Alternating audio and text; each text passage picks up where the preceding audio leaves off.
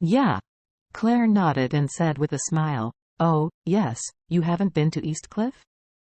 This time you can take the opportunity to have fun. Eastcliff is an ancient capital with rich history and culture."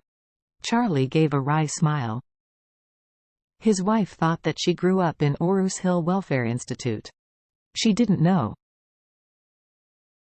Actually, he grew up in Eastcliff and didn't leave until she was 8 years old.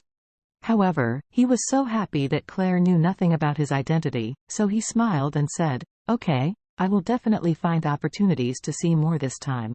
Claire smiled and said, "When my grandfather was still alive, he took me to Eastcliff several times. He had a very deep affection for Eastcliff. According to him, our ancestors and generations gave Eastcliff a big family. As slaves, the family was so kind to our family, but later because of the war, some domestic slaves were dismissed." As she said again, "But the reason why our family was able to have a later scale is also because that large family gave a lot of settlement allowances when they were dismissed." Charlie smiled and asked, "Has Grandpa ever said, what is the name and background of that big family?" "He never said it." Claire shook her head and said seriously, "However, my grandfather had always felt regret before, saying that he had no chance to repay this family's great kindness. Since I can remember, he had been talking about it for almost 20 years. But in the next few years, I never saw him open his mouth about it and never said a single word about this again." Speaking of this, Claire thought of something and suddenly said, "Hey, thinking about it now, it seems that after we got married, he never said it again." After hearing what Claire said, Charlie laughed and said nothing. He knew why Mr. Wilson stopped talking about this after he got married to Claire. That's because Mr. Wilson felt that if he married Claire to himself and gave him a family, it was equivalent to repaying the family. But he would naturally not tell Claire about this. At this moment, Claire suddenly looked at the sky and said with joy, "Wow! It's really snowing now." Charlie raised his head, and a piece of cold snow fell on his forehead, bringing a hint of coolness, and then instantly melted.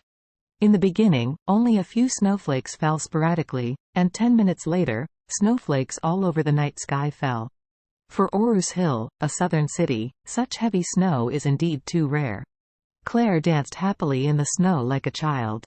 Seeing the snow falling and getting bigger and bigger, she took Charlie to the yard, collecting a thin layer of snow from the roof of the car, and said to him, "If it falls like this, you can build a snowman and have a snowball fight tomorrow." Charlie nodded and sighed, "I haven't built a snowman for many years. The last time I did this kind of thing, when I was in the orphanage, together with my little friend Zhao Hao, and together with Xiaofei, the sister of the orphanage, piled up a huge snowman on the open space of the orphanage. In a blink of an eye, nearly 10 years have passed. The heavy snow in Orus Hill is getting bigger and bigger. The moments of Friends, Weibo, and TikTok are almost all about the content of this snow. Even Mr. Song posted a Moments of Friends and took a picture of the snow scene from the upper floor of the villa. The photo is accompanied by 5 words. Blessings of the year. Warnya also posted to Moments. There is no picture. There is only one sentence. I wrote your name in the snow. I was afraid that people would see it clearly, so I wiped it away. Charlie guessed that the "your" she said should be himself, but he did not like or leave a message. That night, Charlie accompanied Claire, playing in the snow for a long time, until after 12 o'clock, the two went back to the room to rest. Turning off the light, Charlie lay on his half of the bed tossing and turning. Now, there are less than 10 hours left before his return to Eastcliff in 18 years. Claire didn't fall asleep either. At night, she suddenly got into Charlie's bed from his bed, hugged him from behind, and said emotionally in his ear, "My husband, you will leave tomorrow, I will miss you." Charlie nodded lightly, stroking her tender hands, with emotion in his heart. Charlie hardly fell asleep this night. Fortunately, his body has long been different from ordinary people. Even if he stays up all night, there is no discomfort. Since it was 10 o'clock in the morning, he had to arrive at the airport before 9 o'clock, so Charlie got up very early. When he got up, Claire, who had made snowmen until 12 o'clock last night, hadn't woken up yet. Charlie didn't want to disturb her either. He left a note on the bedside and wrote, "My wife, I'm leaving. Do wait for me to come back."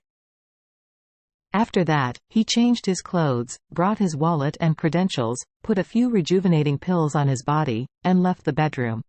When he got downstairs, Elaine, the mother-in-law wearing an apron, immediately drove out from the kitchen and said affectionately, "Oh, my son-in-law. Why do you get up so early today?" Charlie said, "I'm going to Eastcliff today, and I won't be back in a few days." Elaine hurriedly said diligently, "Oh, going today? Mom made you preserved egg and lean meat porridge. Eat a bowl before you go." Charlie waved his hand. "No, the plane is earlier, I have to go there earlier." Elaine said hurriedly, "Oh, then I'll give it to you." After speaking, she hurried out and followed Charlie all the way to the door. "Good son-in-law, do you want me to drive you to the airport?" Charlie shook his head. "No, I'll take a taxi." Elaine blurted out, "Why don't you let your dad drive you?